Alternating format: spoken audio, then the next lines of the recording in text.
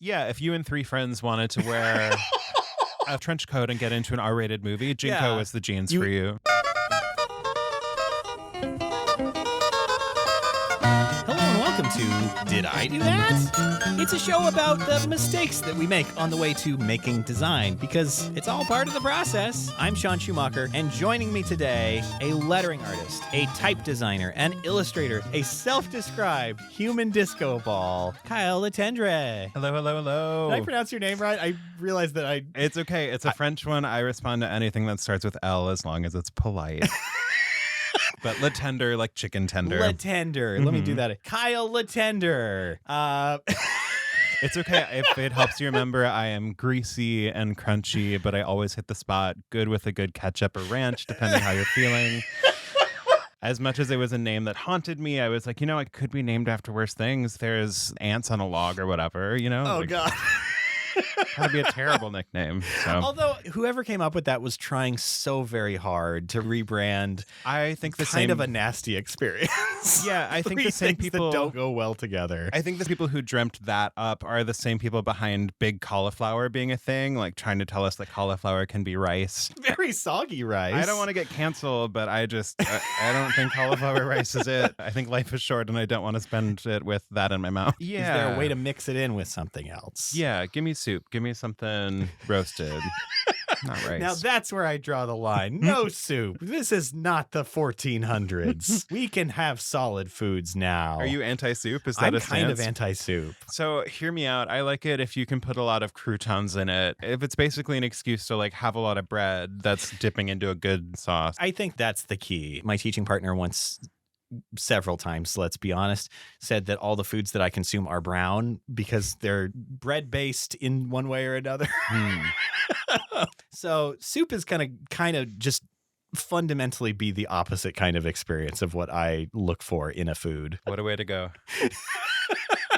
It was very evocative and it stuck with me. For a while, I was actively trying to eat the most colorful food I could to be like, I don't just eat brown food. Look, I eat red onions too. It's really tough when delicious. It's tough when somebody like clocks a pattern that you're experiencing in that way, and suddenly you're like, I do say that word a lot, or whatever it is. It was definitely at my peak of brown food eating too. There was a period in my teaching career before the pandemic. I had roughly about 10 minutes to eat because I was teaching all day long, pretty much without a break. And so I would bring bread from home and tofurkey slices with an ice pack and just put the tofurkey slices on the bread. And that was my lunch. Kind of lukewarm.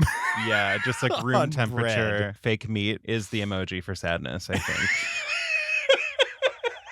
And I say that as somebody who likes fake meats, various kinds, but yeah, again, not to yuck your yum, but No, I love fake meats. yeah. Much preferable to real meats in my book. Yeah, and I think especially once I had soy rizo, that was the game changer for me. Because what's not good if it's just sitting around in flavorful juices? It's magical. It's That's magical. That's a dating profile if you need one. I worry that certain services might request that you rewrite it. That's fair. My partner and I met on an app, and I'm pretty sure my bio said all anybody wants in life is to sit in peace and eat a sandwich, which is from 30 Rock. Because I was just like, that's about as much of myself as I need to really give out in this space. You got to savor the moment. Sometimes the moment needs extra mayo.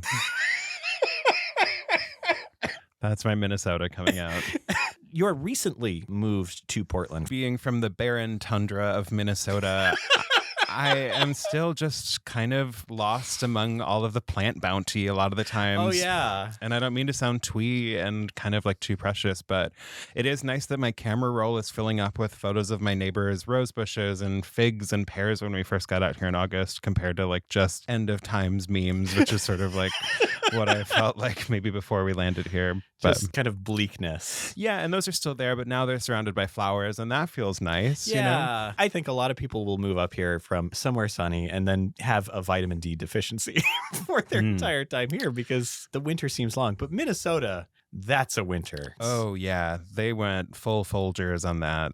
It was a really Yeah, Minnesota winter is no joke. It's a lot more snow than even Chicago experienced. And it's wild to just be like calling my mom and she's like, yeah, there's a couple feet of snow this morning. God. And she just has to dig herself out and go to work, and it's totally normal. Whereas my partner is a teacher here in Clackamas, which is just outside of the city, and he had school canceled when there was like a dusting of snow. Yeah. And he was just laughing hysterically because at first it was 2 hours late for like nothing. And we're used to like the whole sky falling and there being like an ice shelf in the middle of the highway. So for me, it's kind of funny, even in Chicago, where you would get the first snow and people are just like, how do you drive again? And so I try not to be like, I've been through worse, but when it comes to snow, there are places that have it more intense than Minnesota, but where, like it's a lot, but it's cool. Our state bird is Prince and we have Mayo and everything. And our governor was a wrestler in the 90s. So that's fun. There's a lot of lakes everywhere. I hear darn near 10,000 of them. Supposedly there's closer to 14,000. But who's counting? I was lied to. Even the license plate says 10,000, and I just want to Sharpie every last one of them. Where are these 4,000 uncounted lakes? They're DLC. You have to unlock them. I haven't collected all of the apocalyptic shells or something. And yeah, you've got to defeat the final boss. Yeah. The final boss was inside of us this whole time. The calls are coming from inside the house. I mean, like, for me, where I'm used to things being frozen for most of the year, that's how it feels, Like, I'm obsessed with these camellia bushes everywhere. There's some that look like really expensive salami because they're just striped red and white, and I'm not used to it. Sorry, I keep coming back to the plants, but Portland has the coolest plants. That's clearly on your mind. You are dressed in a really beautiful gown, like, overall. I was going to play with the fact that this is not a visual medium. It's a truly beautiful gown that is bedeckled in... Ooh. Am I using that word correctly? Who knows? It sounds like it could be on HGTV as well. Oh, certainly. Have you bedeckled the wall yet? I'm waiting for the spackling to get here. Your outfit is covered toe to tip in bright, colorful flowers. I've always been one to dress like a wallflower. I try to put the bee in subtle. Don't really like any attention on how I look. So I'm just, as a supermodel, I just got here after a Vogue shoot. No, I'm just joking. I don't know. I was feeling some end time stuff this morning and was just like, if not now, when? Like, I'm just going to wear what makes me feel like a superhero in my own weird, dark way. When it feels especially bleak, it feels nice to counter that as much as possible, which is why today I'm wearing, although not right now because it will get to be quite hot in here after about 20 more minutes. I'm wearing my pink coat. It's genuinely a beautiful pink. I'm trying to picture, since this is an audio experience, it's like the best lox cream cheese that you ordered that was like really loxy. Yes, that is a perfect description. Yeah, it doesn't, even though like I know fish smells are controversial.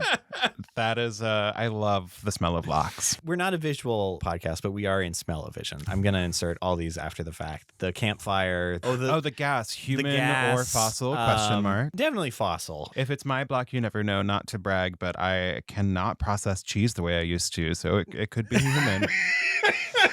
Again, not to brag.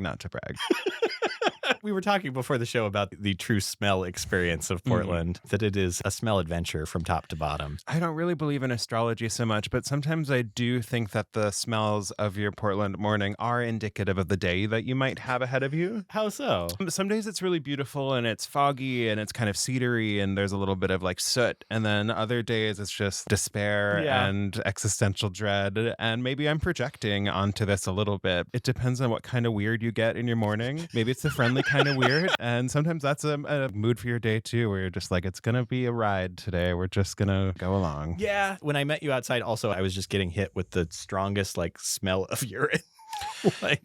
Just a urine cannon was coming through that breezeway. I got some weird smells. I passed a food cart that smelled really great, and then like 2 steps later it was just car exhaust, and it's kind of like smell whiplash sometimes in any city, really. Like, that's not Portland specific, but our food carts are probably unusually close to the street as compared to most cities, though. Because our blocks are so very tiny. That's true. And also the culture around food carts is not a thing in Chicago. Like, just by how it's zoned, you can't get close to like a brick brick and mortar. Oh, really? Yeah, so the few that we have end up in these really weird corners of downtown where it's just in the shadow of these big like robot fingers. You walk down a dark alleyway and a person sells you tamales out of their coat. Yeah, basically. Hey man, you looking for a tamale? It's that, basically. But yeah, the Portland version of it is so nice. I know it's like an adult food court in a way, but I love them. Well, we also have those too. Although I don't know that any of them are still functioning. There was a very good one downtown for a long time that had very good pizza. Now it is... Oh, like a food hall type of thing? Yeah. I went in there about 3 months ago, I want to say, and immediately like 3 different people who worked there yelled at me because I guess it's takeout only and it's only ramen now, which is like the worst possible takeout experience that you can have. Yeah. There's no way that's going to be good by the time you get it home. No, there's a lot of things that are temperature sensitive. Yeah. Not least of which a runny egg, which is kind of integral in my experience. Yeah. It's going to be real weird by the time you get it back. But yeah, they seemed quite confident that they did not want anyone really in there for any length of time. Challenge accepted. You guys are not making me feel welcome. Yeah. Welcome to Portland. Get out. So, Kyle, you brought in some work in a portfolio case over there. Is that a Pinot Zangara? I think it's more of a Cabernet. I don't know what you're... what? The Pinot Zangara brand of very expensive portfolio cases? It could be. I remember buying it at Blick when I graduated and thinking almost certainly then. Hot shit. So. I recognized those trademark page format things that they sell that are very expensive. Yeah, the little plastic inserts. Yeah, with the little metal tabs that hold them in. What a racket. Yeah. You've got the portfolio case here. Yeah. It has a bamboo cover, I should say. It really feels like a cursed object. See, this is your cover. I am ready to die several ego deaths by doing this. You've got a little silhouette. I assume that's of you wearing a bow tie. I really thought that was the look. The bow tie look? I had a real thing with not knowing how to dress casually. I didn't understand it as a concept. And I've always been insecure of various different flavors and stripes. And I just thought, when in doubt, look like you're going somewhere fancy, I guess. So like I made bow ties. You made them? I sewed them out of like my mom's vintage fabric. She made all of her own clothes in high school. And so that kind of crazy scrappiness is something that I feel very connected with her and connected to design in that way. Do you still make bow ties ever? Or? I don't wear them anymore, mostly because of it making me cringe so hard that my butt won't unclench for a week. It makes me just kind of spiral into my own self-loathing, but I like them on other people. How long ago was this? This is when I was like a senior in college, 2010, 2011. Oh, yes. This was peak of bow tie popularity. Was it though? I mean, the doctor of Doctor Who was wearing the bow tie and coined the phrase bow ties are cool. And I feel like that was on bumper stickers here for a long, long time. Okay. I think you're being very kind. It was a weird look. I don't know why I did it. I did have one that had like a zipper through it. Like that was embarrassing to say out loud. How would you, so did you have to? No, they were clip-on. Oh, okay. It gets worse. It gets weirder. But I like sold them on Etsy. I had a really hard time like finding my first job, and working as a barista and like selling Etsy bow ties with like remnant fabric was kind of how I paid rent for a while until I got my first job. So it was like in a weird way, like maybe a symbol, I guess in hindsight, trying to be kind to myself. Yeah. Maybe the bow ties were kind of a symbol of like just figuring out like how the hell to pay my rent and get through things. Yeah. But stylistically in hindsight, that's not the vibe, you know? Well, I mean, I think you should be kind to yourself because this, you know, I'm saying I would roll up to the grocery this is 12 store years ago now. Yeah. But to like roll up to the grocery store at 22 at 7 a.m. because anxiety is the best alarm clock. To get there and like buy my cheese and avocados and like in a bow tie was just a lot to give to the world. So I mean, we're probably mere months away from people rolling into any place wearing Jinko jeans again. Oh, yeah. So 10 years from now, that's going to be happening all over again. Yes. If there are people who do not know what Jinko jeans are, please do us all a favor and Google image it. No, actually don't do that because then you might buy them. I think they're terrible. so funny as a concept. They're clown pants. My grandfather was an actual rodeo clown. And the first time he saw me wearing them, he was like, why are you wearing clown pants? They seem like they need to be hemmed in order to make them useful. Yeah. But they were a moment. Well, if you want to own pants where you can fit in one of the legs just entirely, and then the other leg's just kind of there as a bonus. Yeah. That's the magic of Jinko jeans. Yeah. If you and 3 friends wanted to wear... a trench coat and get into an R-rated movie, Jinko Yeah. is the jeans for you. When those friends knew you needed to not only be tall, but also the width of a human that is an adult. Questionable So with, this is like 6 humans in this trench coat. at basically. least. Yeah, in hindsight, why weren't yeah, I guess in hindsight, I'm surprised Jinko wasn't more expensive just based on how much fabric it was using. A lot. It wasn't high quality fabric from what I recall. They were, let's say, very temporary. Yes, the 90s does feel temporary in hindsight. You've got your first project here now. I do. It's funny looking at this. I tried to make like a visual system, but there's like, that's kind of the fun of like design. And it makes me think of like Microsoft Word and those sorts of things, and like being able to desktop publish and making things feel serious or legit, even though it's just totally made up information. And I can't think of anything with more made up information than my graduating portfolio. Because it's all like school projects and things. They had like a portfolio center as part of the school where it was fun. And you could come in if you were a music major and you had like an hour slot, and I would like help you make your album cover or your resume. Or that's really cool. It was. And it was really fun experience for us as designers because you would get paid, I don't think probably terribly well, but it didn't really matter because I was like getting paid to design. Yeah. And I learned a lot on the job, and the stakes are low. And so sometimes it would be like, I need a logo for my reel, or I need something for my fashion brand to put on the things, like help me just choose a font. And it was like really fun entry level stuff for like how to deal with people. So that's what this is all from. And I did some of their like promo stuff, and it was a lot of fun. And it was really nice to be able to connect with those people that were in a position, like the staff members working there were all really kind and great to me. And they were all in the position of helping people like describe what they do and how they want to find jobs and stuff. And even with all of their help, I had a hell of a hard time finding my first job, and that is not their fault. But this is like the work I did in support of it. Well, if you were graduating in 2011, that's not an ideal time to be graduating either. No, it's not. We were still deep in the rut of the bad times. Yeah. I mean, I'm sure I probably had it easier than some maybe who would have walked right into the abyss of 2008. And I was just kind of into the reverb chamber that created. Yeah. It was a different scape. Instagram was not a thing. No. And it's really hard to kind of envision. So the next thing in the stack, you have a poster, and it looks like, is that you are primarily, I feel like, a lettering artist. Yes. Is this an early example of your lettering work? It is, yeah. When I transferred to the school as a music major, and then after one semester, I basically went from an opera school to a jazz school, which was like really intense. And I don't really like doing either of those things. I'm just like a fat chubby dude who likes to sing like Motown or the Spice Girls, and there's not really a market for that. And I just like kind of had a summer where I was like, I'm going to do design, and I never looked back. And lettering was really my like gateway drug into it. Yeah. There was a course where you got to design your own font, and I was like, cool, I'm doing this. And it wasn't until your senior year that you got to take it. Yeah. But that was just like, I don't know why, it just was my kind of light at the end of the tunnel that I wanted to go towards. So there was not a lot of structure around learning type. Anytime I asked about it, a lot of my professors were very quick to cautious me about putting a lot of energy into it, just because it was, especially back then, such a niche thing. Yeah. But letters were just, I don't know, they're the puzzle that you can always solve a different way. Yeah. It's endlessly fascinating to me in a way that music wasn't, or other mediums haven't really been to the same extent. And it's fun to see like drawing. It's one of those things where drawing letters, I feel like I drew better when I knew a little less. If that makes sense. How so? So I did like type at Cooper this last summer, which is like a type design intensive. Yeah. Which is really incredible. And with the pandemic, it was a global thing. So we had people in like Melbourne and Jakarta waking up at like 2 a.m. to take these classes. And it just reinforces how kind of special it was to me.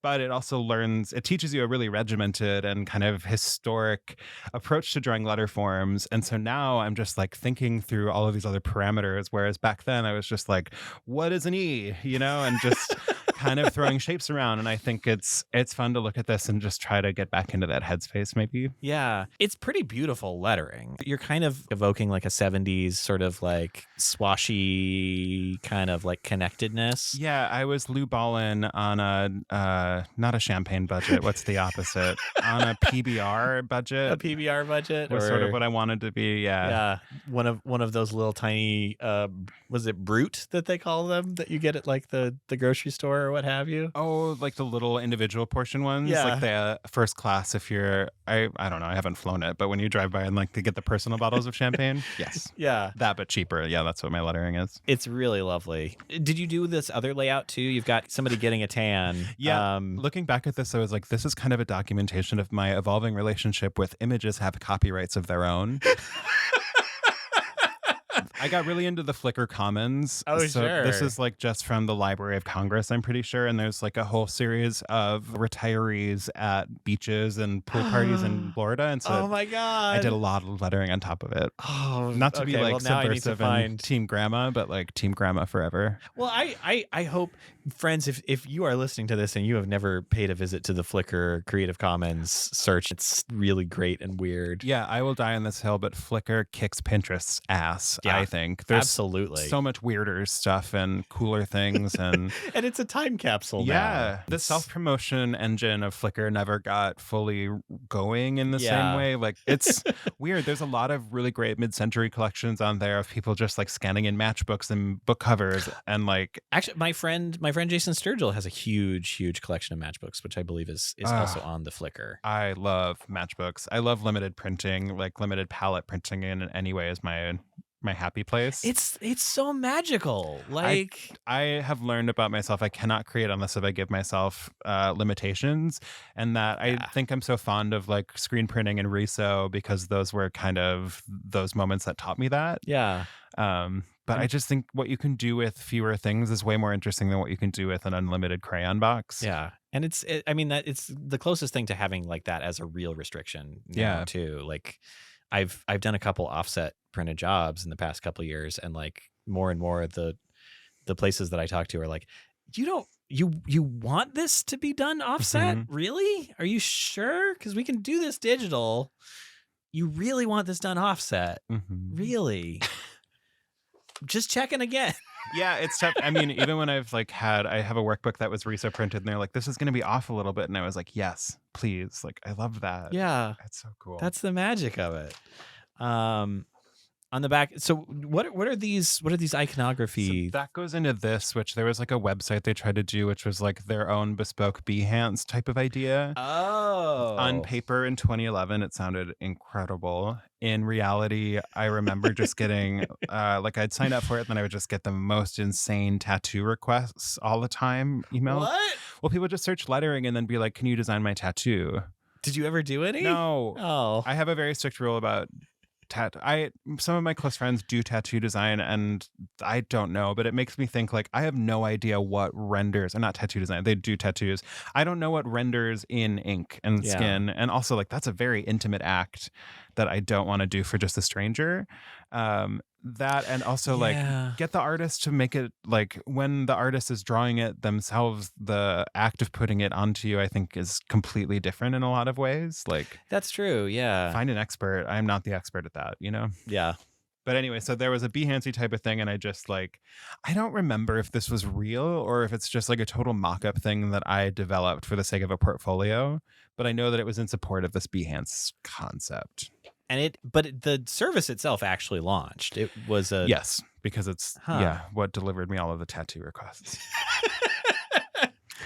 And then there was like a photo arm of this where you could get your headshots taken, and this is, I think I just like Googled dude headshot 80s or something.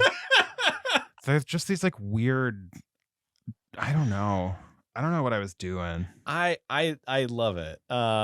You've got two gentlemen, quite large, in the frame, and then there's just some sort of like landscape imagery on the top and bottom. Mm-hmm, mm-hmm. I guess maybe it's like if these photos are good enough, then you get to experience the beauty of these places. Which, like, is that the key? Is that why Do I need a really good photo and then I can go to a beautiful place? Yeah. Yeah, the beautiful place has been inside of us this whole time. But I don't know what I was trying to communicate. I think it was like kind of a Napoleon Dynamite-y kind of vibe. Oh, yeah, sure. There's definitely this has an Idaho look to it, this one on the bottom with the horses. Yeah. I don't know. I was really working through some things at the Yeah. time is sort of how I feel looking at some of these things. Well, but that's what this time is for. Yeah. Like, Truly.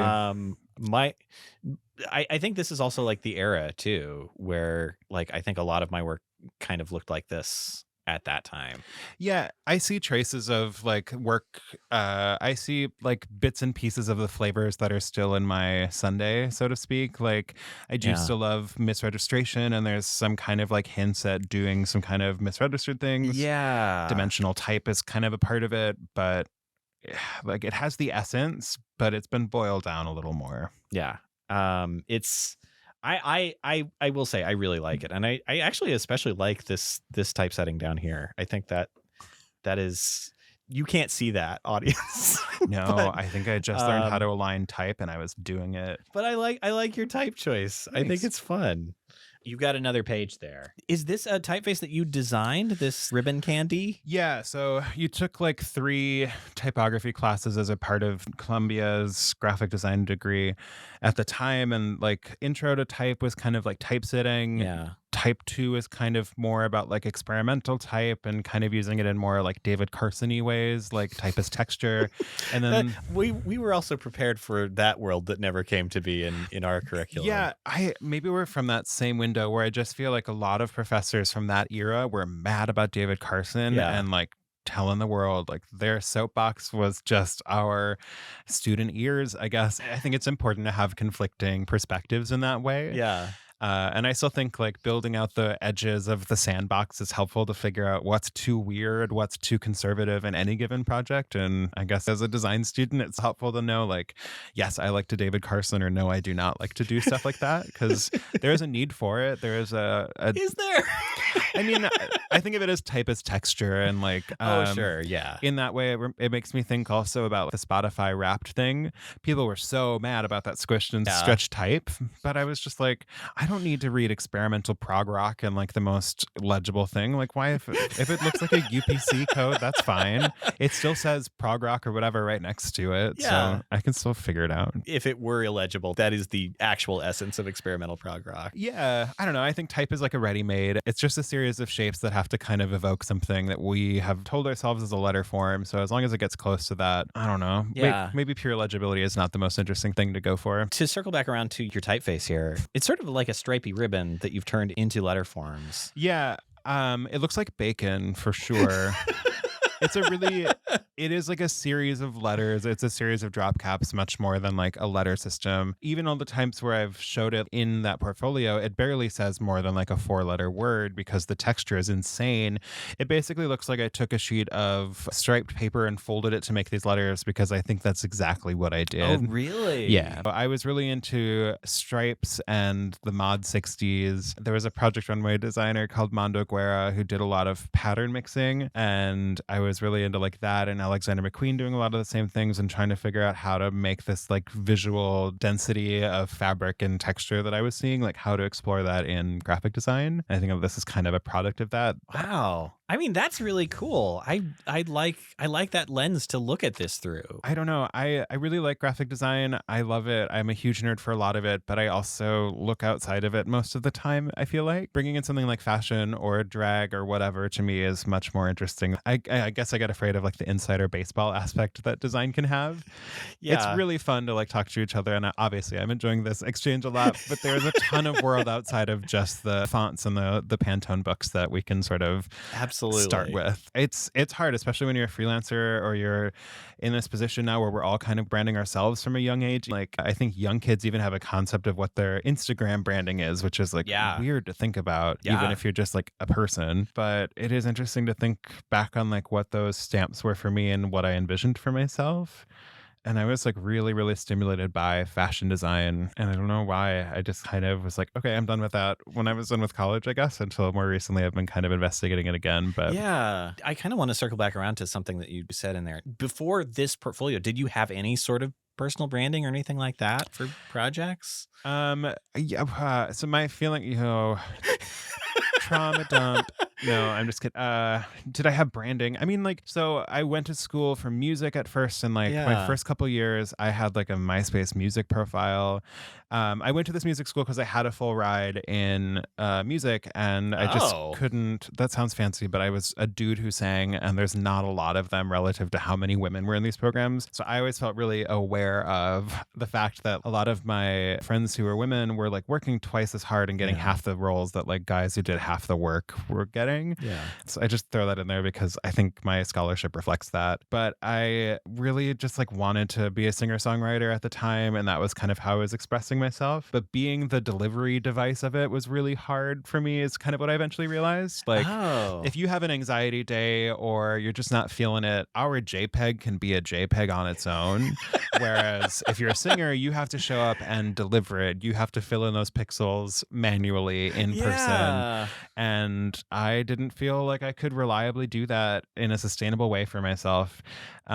So I think like being the product is still something that I really struggle with. And I try to be really conscious to take on work now that even if a brand is like, we love you, we want to feature you, I really don't want to be the primary focus of it, which I don't mean that in any way against people who are kind of more on the influencer side of things. I think that's totally valid and viable, but it just makes me feel a lot of self-loathing patterns. I think that's understandable. Yeah. So the concept of branding was an evolving thing, and I didn't really know how to handle it. And I still don't know if I do, but lately it's just like ...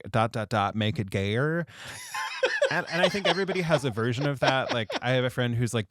make it more Southern, because that's kind of like what he's exploring out here, being detached from like the more Southern upbringing in those contexts that he's used to. Yeah. So I think we all have a version of your make it gayer in that way, like make it more Midwest or whatever that is, make it weirder. But yeah, I think make it gayer was mine for a longer time, and trying to figure out what that next step is. Is there any like work in here that like specifically when you were going through like leapt out to you as like, this is... I'll show you some weird stuff. This is where- I'm all about that sentence. Just in and of itself is great. There's a couple things in here that are fun and weird. This, I think, is the weirdest. There was like a zine project that was kind of a collaborative at Columbia between some of the fiction writing departments, some illustration, and some design. This, just so everyone I knows, handed you a photo of my gut. it says Butterbound on Yeah, it. so it was like a zine every year, and every class had a different name, and you kind of put random words from different boxes, basically. And so ours is Butterbound, and then we had to each submit a cover for it. And this is like when I was kind of having fun with like using my body in some of these images, which I did. Yeah. And I was just like, Butterbound, what does that make me think of? So I like made a stupid, simple geometric sans, and then took a photo of like my fuzzy belly and used that. It did not get used for obvious reasons, but it's funny to me in hindsight that not only did I show up to class and like earnestly present this photo of my like grainy belly, my gut, and just be like, let's critique this as art, kids, and also went on to job interviews and was just like, nice to meet you, here's my belly. It's so weird in hindsight. Did you have to explain to people what Butterbound was? I just said it was a zine, and I did the type, and I don't think I owned that was my gut. I don't know, maybe I should have just like flashed them my like mono ab situation and been like, deal with this, and ran away, but maybe I would have gotten more familiar? offers. Yeah, I don't know. But it was like a fun zine project, and I did like the hand lettered table of contents. That's like literally just my handwriting at the time, but I was like really feeling it, and like, I am a lettering artist, hear me roar. This is a fairly long zine too.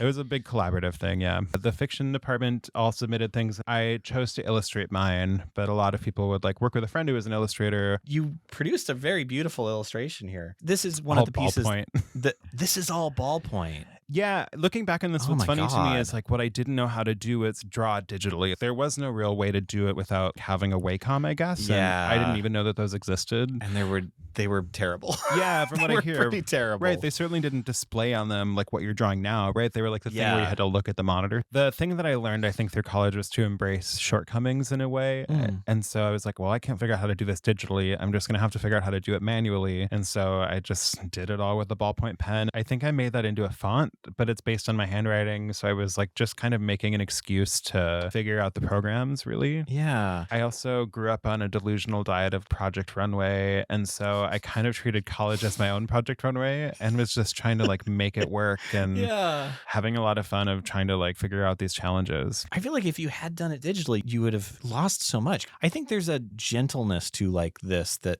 I don't think you could get digitally, at least not without a ton more work. Yeah, I definitely think I would have over refined like the shapes and things, and there's a clunkiness and an earnestness that I'm kind of glad is there. Yeah. In hindsight. I love it. This is gorgeous. Thanks.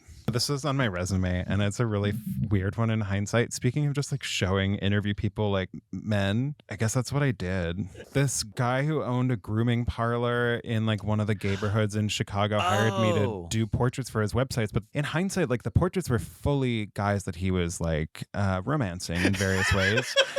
But it's like now using 22 language, like I did a bunch of sentimental watercolors of daddies he was doing to promote his parlor, and it didn't occur to me at all. I was just like, this is paid illustration work. I mean, they're pretty handsome. Well, I mean, like they're mostly just like their faces to describe it. They're not really that like audacious. There is one of like a Greek torso, but it doesn't like show D or anything crazy. Like they're just kind of like male body as art. In hindsight, yeah, looking at this because I tried to keep this fresh and not really think about it.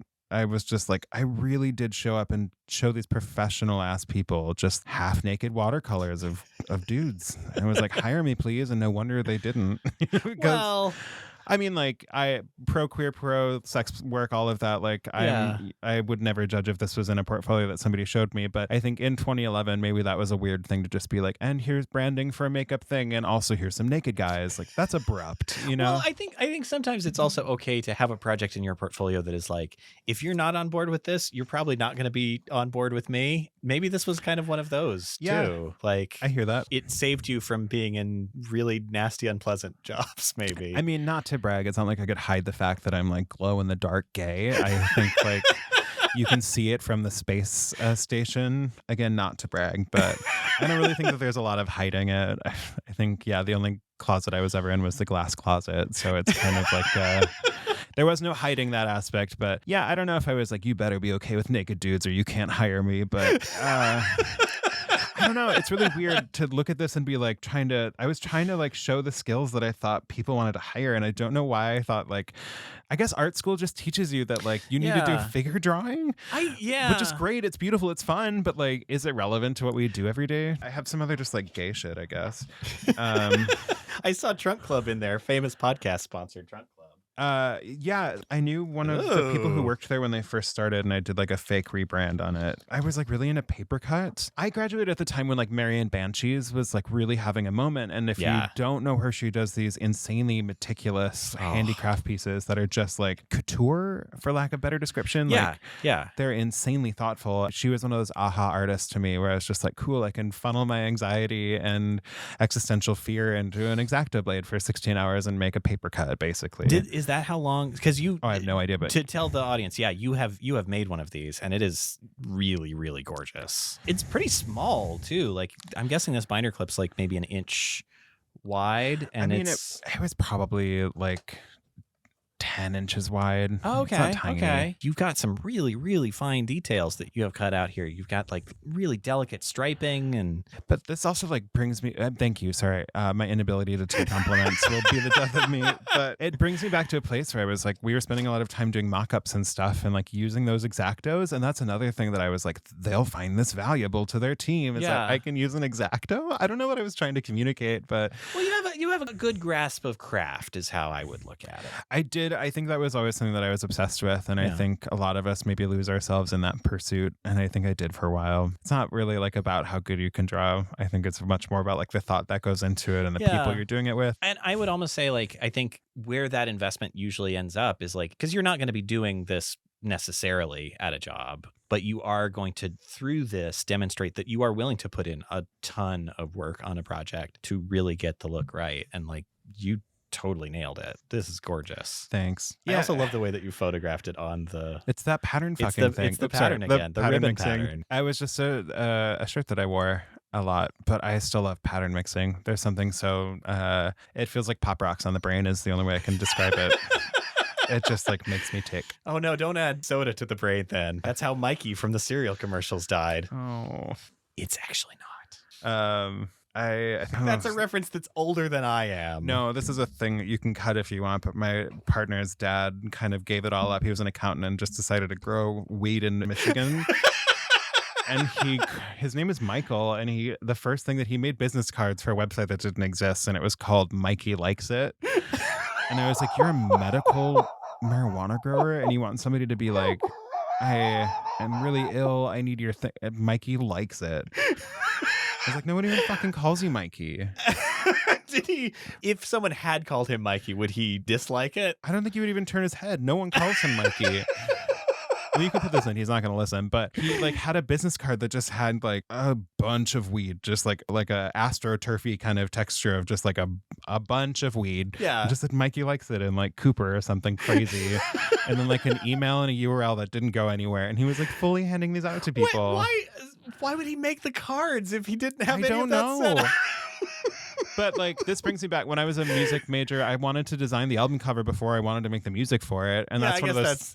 That's one of those moments where I was like, "Oh, I should be doing design then." I think that's also kind of because before I became a designer, I attempted to be many things, but I was attempting to be a cartoonist, which is hard when you don't really have any talent or skill at drawing, basically at all. That sounds like that might be helpful in that pursuit. Yeah, but I think like one of the reasons that my cartooning teacher told me to try graphic design is that I was clearly more concerned with the website for my cartooning than I was with the actual comics themselves. Yeah, but I think that's helpful. I think like putting a name on it, I think there is a magic to that also. Gives you a different sense of accountability maybe, you know, and you're like, this is real now. I am Mikey Likes It.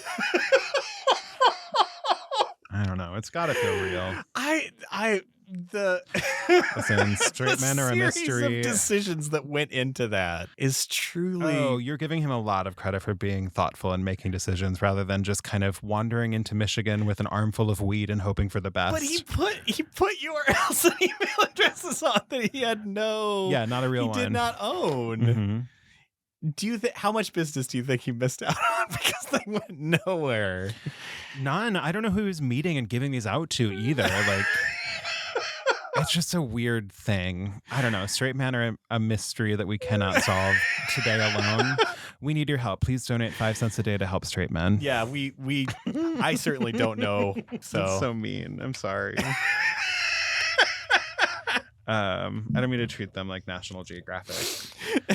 Observe them. It is almost straight pride. That's what the Spike TV network used to be for. Oh my God. God. Shit, what was it? What a toilet that was. So yes, I love reality TV competitions, not just like the Housewives or the Kardashians. Again, no judgment if that's your thing, but I love like Project Runway and Top Model and those shows where it's like talented people or crazy fame hungry people just competing. Yeah. And I think those are also creative shows too. Yeah, definitely. And the reason I bring this up is because I watched a lot of Ink Master. Oh yeah. I more specifically hate watched it because it is just a simmering cesspool of raging misogyny for a lot of it, where it takes them 6 seasons to be like, oh man, women can tattoo as well. Oh God. It takes forever for them to just realize like women have feelings and they're also here. But it's fun to hate watch. And there's a point where they're sponsored by Taco Bell and they're like doing this thing for like army vets or something. And it's like, much like these army vets who have given an arm to this nation, we're asking you to live Moss today. What?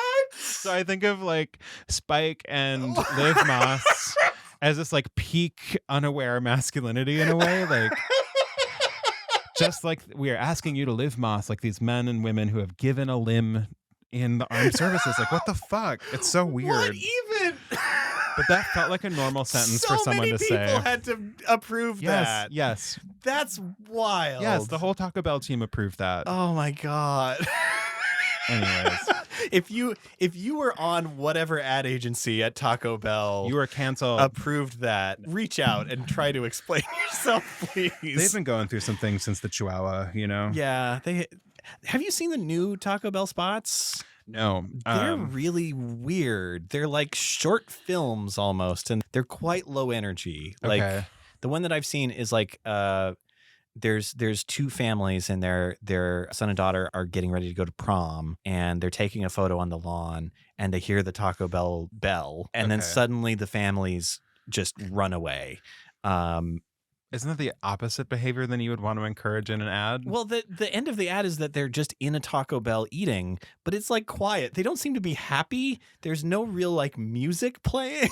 It's just kind of we're sullenly eating this Taco Bell and we've abandoned our children on the lawn. I mean, presumably they're not going to prom because they have no ride now. tell me that's not how it feels eating Taco Bell sometimes. It's just staring off into the distance and being like, have I left my family somewhere? Why am I doing this? You don't want anyone to look at you while you're eating the Taco Bell, certainly. No, and I say this to somebody who, like, I chose Taco Bell as where I went for my birthday growing up. Like, I loved Taco Bell. Really? Yes, I thought I was fancy pants. Did they have a child birthday experience of any kind, or was it? No. No. Yeah, no, me just like showing up and getting like 6 tacos because like you could go ham on that and like get a lot of food. And I think at some point I was like 12 or 13 when my dad was like, you need to choose something a little more grown up. And so then I went to Chi-Chi's, which was just as bad. What's Chi-Chi's? You don't know. It was this like, it's like this might be a regional thing that we don't have out here. Yeah, there's some really good ads on it because I think they mostly closed in like the early 2000s. So all the ads feel like they're from the 80s or the 90s. They did fried ice cream.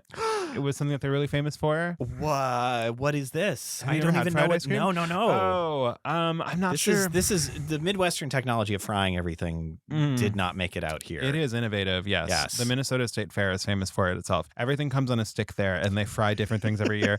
The fried Twinkie was like really big, and then the fried whole cheesecake slice was just like too many mouth experiences for me. There's a lot of conflicting textures. I mean, yeah, and it's weird because you're just like, you're in line, and I think I'm having a culture shock of how different the West Coast is in that way, because it's just like a middle-aged mom goes up and just like orders one and whole hogs it by the time she's back and found her family, like eats the whole thing, and like there's no shame around it. Like if she wants to eat that and go crazy for her, I am happy for her. Yeah, that's her joy. Yeah, and I think just to see anybody, much less a person of smaller stature, wolf down a whole thing of that in like 3 seconds is just a sight to behold. But yeah, no, fried things. How did we get here? I don't remember. Fried things. It doesn't matter. This, I think, was kind of the most indicative of the vision that I saw for myself, which was just trying to create like a lettering blog.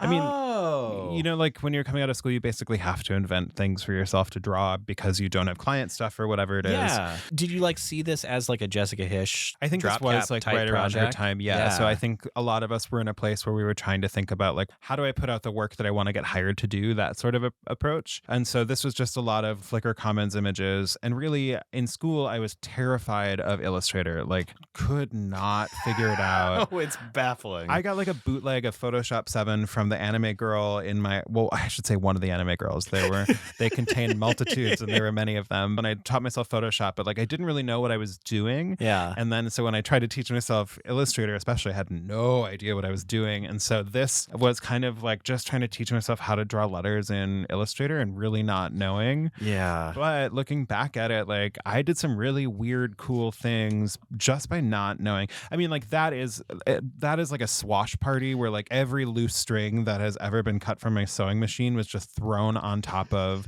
It looks like you cut somebody's really curly beard and just like sprinkled it as swashes all over the script. Did you draw this out and then scan it in and then trace over it in Illustrator, or is this like all pen tool? I think it's all pen tool. Oh my God. For sure. That must have taken 1,000 years. Yeah, well, I was just like watching Australia's Next Top Model until 4 a.m. every day, drawing letters. There's an Australia's Next Top Model? Yes. I have watched every English and French speaking version. There is Africa's Next Top Model, Asia's Next Top Model. There's Canada, Australia, UK, and Ireland. I've watched the French one. I've watched parts of the Norwegian one. Wow. Same with Project Runway. The Australian Project Runway you can find on YouTube, and it's incredible. Australia's Next Top Model is on Hulu, and they're all like, I'm from the outback, I drive tractors, and I'm devastatingly beautiful. Like, they are gorgeous, and then they are just like, yeah, I'm a trucker. It's like kind of genuinely what half of them bring, and it's really a lot of them genuinely work and have like very successful careers compared to the US one. But yeah, this is a really embarrassing thing that I've just opened up that I know a lot about. I love it. I had no idea that those formats were that portable, that they're just Yeah. like everywhere. Yeah, and like Asia's Next Top Model is one that is broadcasted in English, but it brings together contestants from several different countries. Huh. So does Africa's Next Top Model. The one that I saw at least had contestants from all over. So like Wow. there are ones that are kind of cultural exchanges within themselves, and then there's other ones that are just like I don't have access to a lot of the things that I'm seeing, but it's just so fascinating. To me, it's like it's a shape of something that can be reinvented, similar to like a t-shirt or like the letter A. Like it's legible and familiar and comforting, but it can be done in a lot of different ways. Yeah. I don't know. I mean, design is like television in that way. Yeah. Yeah. Yeah. And I think that there's something just primal and bloodlusty about me where I just want to see somebody cry about their bad hair makeover every now and again. I think I've identified a certain cruelty only in that level within myself. I think that's amazing. It's just to be so serious about something so innocuous as a haircut just makes me feel alive, you know? Yeah. Kyle, if people want to find out more about you and your haircut, where could they? Oh, run in the other direction anytime you see me. My Instagram is Hey Kyle. My Twitter is Hey Kyle Hey, because Hey Kyle was taken. I do have a TikTok, but I don't do anything with it. Will you do something with it? No. Oh. I'm Don't follow Kyle on TikTok. No, I'm still trying to figure it out, but I'm trying. People tell me the algorithm will know me better than I know myself, and I'm still at a point where it's showing me these rich women that will, I think they're punk videos, like they're trying to prank you, but they will like make jungle juice in a toilet and then serve it. They're doing things that are stupid and gross to be stupid and gross. They stress me out so much. Well, who would want that? I think sometimes as humans, we like poking ourselves in the eyes with sharp objects, and that's how that feels. That's a good descriptor of what social media is like in the year 2022. Thank you. Thank you so much, Kyle. And thank you, listener, for listening, because that's what you do. That's how you got that name, The Listener. If you enjoyed this show, why would you not want to leave a review about it? We currently have one review, and I would love it if there were more than that. Feel free to rate us 5 stars, because that will help us get listeners. The other thing that helps us get listeners is if you tell your friends, share the magic, the majesty. I've just written guest here with a question mark, and I have no idea why I've done that. Is it about Christopher Guest? Yeah.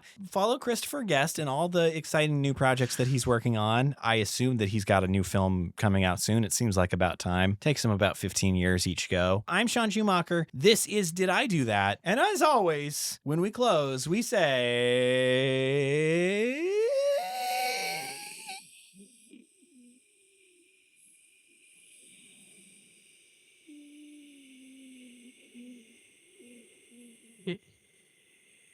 Is this good audio? Yeah. I was like holding my breath to the point Is this good audio? This is Did I Do That? Is this good audio? All right. Bye, everybody.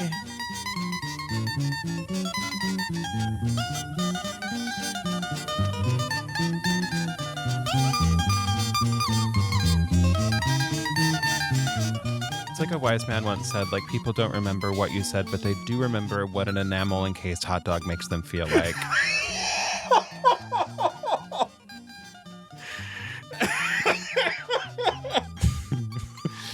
Oh, truly a horrifying thought. I'll never forget it.